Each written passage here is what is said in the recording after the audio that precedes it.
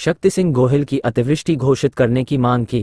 शक्ति सिंह गोहिल ने 2 दिनों तक कच्छ में प्रभावित क्षेत्र का दौरा करने के बाद में होने वाले नुकसान की स्थानीय लोगों से जानकारी प्राप्त की। जिस तरह से लोगों को नुकसान हुआ है, इसी आधार पर सरकार से अत्यधिक बारिश की स्थिति घोषित करने की मांग की। सौराष्ट्र, जामनगर, वडोदरा, कच्छ में औसत से अधिक बारिश को देखते हुए सरकार से हरित सूखा घोषित करने और लोगों को उदार सहायता देने की मांग की है। शक्ति सिंह गोहिल ने ये भी मांग की कि सरकार इस तथ्य पर संवेदनशील कदम उठाए कि प्राकृतिक और मानव निर्मित आपदाओं के कारण लोगों को नुकसान हुआ है। शक्ति सिंह ने प्रभावित क्षेत्रों की स्थिति पर एक रिपोर्ट मुख्यमंत्री और प्रधानमंत्री को भेजी है ताकि किसानों और आम नागरिकों को सरकार से मानवीय मदद मिल सके। उन्होंने पशुपालन और खेती के नुकसान का भी जिक्र किए और पत्र द्वारा सरकार को अवगत करवाया ताकि सरकार इस पर जल्दी कोई निर्णायक फैसला ले। सतत छेल्ला 2 દિવસથી કચ્છના લોકોની વચ્ચે છું। અતિશય મુશ્કેલીભરી પરિસ્થિતિ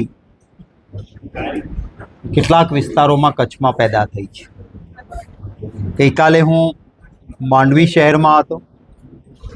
આઝાદ ચોકથી લઈને માંડવી શહેરની મુખ્ય બજાર જેને કહેવાય, ત્યાં 10-10 ફૂટ પાણી હતા।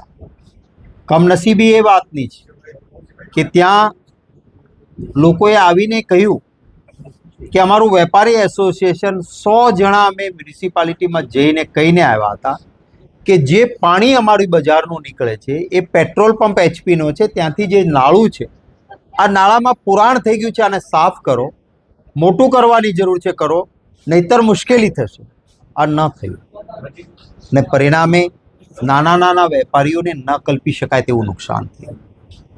માંડવીના અન્ય વિસ્તારોમાં પણ આજે પણ વરસાદ બંધ રહ્યાના 3 દિવસ પછી પણ પાણી ભરાયેલા છે। પાણી જે કુદરતી રીતે જવાનો રસ્તો હોય એમાં સફાઈ નથી, ગેરકાયદેસરના દબાણો અને મ્યુનિસિપાલિટીમાં વરસાદી પાણીના નિકાલ માટે લાખો રૂપિયા ઉધેરાઈ જાય કાગળ ઉપર, પણ કામ નથી થતું, એના કારણે મુશ્કેલી છે। ખેડૂતોની વચ્ચે ગયો હું, મેં મારા ટ્વિટર પર ખેતરના ફોટા મૂક્યા છે। સંપૂર્ણપણે કેળા, પપૈયા, વૃક્ષોની ખેતી જમીન દોસ્ત છે, એમાંથી કશું જ મળે નહીં। ઉલટાનું ખેડૂતને એ ઝાડવું બહાર કાઢવા માટે વધારાનો ખર્ચ કરવો પડશે। સર્વેના નામ પર ખેડૂતોના કપાસથી લઈને, તલથી લઈને, એરંડાથી લઈને પાકો પાણી ભરાઈ રહેવાના કારણે સંપૂર્ણ નિષ્ફળ ગયા છે। ત્યારે કહે છે 2 હેક્ટરમાં જ સહાય આપીશું। અરે કોઈની 15 હેક્ટર 20 હેક્ટર જમીન બરબાદ થઈ અને મર્યાદા 2 હેક્ટરની શેના માટે? જેનું સંપૂર્ણ નુકસાન થયું છે એવા લોકોને કહેવામાં આવે છે કે ફોર્મ ભરો, તમારી ઘર વકરીને કપડાં બધું ગયું તો એ 2500, ઘરનું નુકસાન ગયું તો મહત્તમ 2500। હવે આજના જમાનામાં 2500 રૂપિયામાં જેનું સર્વસ્વ નાશ થયું છે એનું શું ભલું થવાનું? જે વિસ્તારોમાં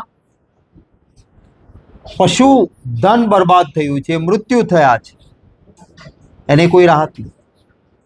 સરકારનો કોઈ એવો પરિપત્ર છે? મને કહેવામાં આવ્યું કે કચ્છમાં દાડમ, ખારેક, આંબા આ મુશ્કેલીથી ઊભા થયેલા વૃક્ષોને નુકસાન થયું છે તો કહે છે એનો સર્વે કરવામાં નહીં આવે, ખાલી કેળ ને પપૈયાનો જ સર્વે કરીશું। આ પણ વ્યાજબી નથી। 2 લાખ ઊભા કરીને ઘર બનાવેલું પડી ગયું હોય તો કે તમે સિમેન્ટથી ઘર નહોતું એટલે ન તમારું સ્વીકારીએ, આવી અબડાસામાં ફરિયાદ મળી। આ ન ચાલે। કેટલાક વિસ્તારોમાં કોઠારામાં જઈને જોયું, માત્ર એમની માંગણી હતી, અગાઉ એમને ખાતરી પણ અપાઈ હતી, એ કામ થઈ ગયું હોત તો આજે ન તકલીફ પડી હોત। મીઠાના અગરવાળા અને કંપનીઓવાળા પાણીના જવાના રસ્તે પાળા બનાવી દીધા અને પરિણામે ગામો ડૂબ્યા છે।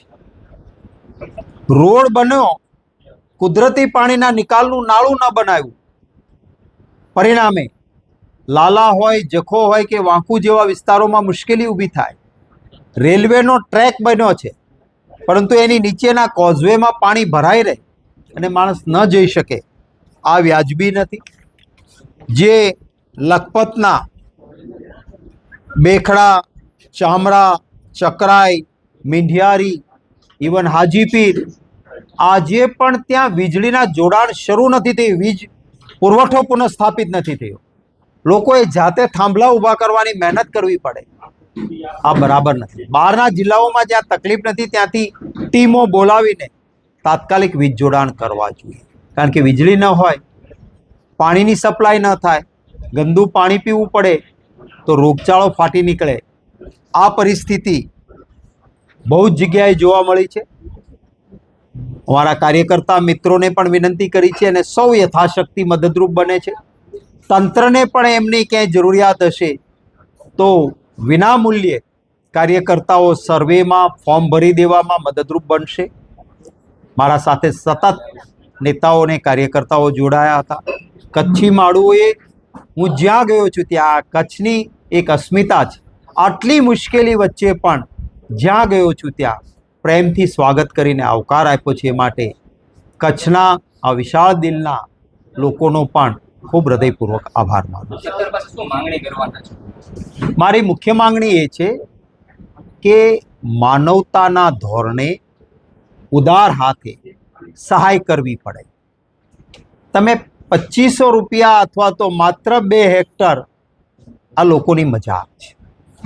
જે નિયમસર અગર એવરેજ વરસાદથી 40% ઓછો થાય તો દુષ્કાળ, એવરેજ વરસાદથી 40%થી વધારે વરસાદ થાય તો લીલો દુષ્કાળ જાહેર કરીને મદદ કરવી જોઈએ.